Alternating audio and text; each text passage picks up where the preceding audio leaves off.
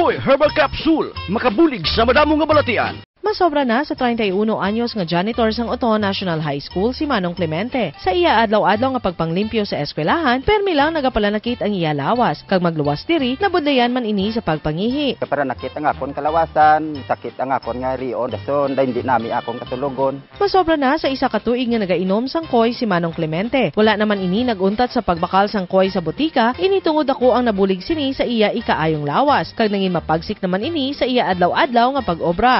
Tim na nabatian ko sa radyo nga sangkoy nami itumaron. Nagtumar ko para makakuan sa ngakon nga ginabatyag, makabulong balaw. Diri lang napamatudan ni Manong Clemente nga maayo ang naging resulta sang iya pag-inom sang koy adlaw-adlaw. Ay sadog ka epektibo sa lawas ay kay tungod nga ngakon nga irion na ayor kag ang katulugon ko na pawan ang kaidason nga ngakon nagaparnakit sa kalawasan na dula man. No side effects. BIFAD approved. Koy Herbal Capsule, God's pathway to herbs that heal.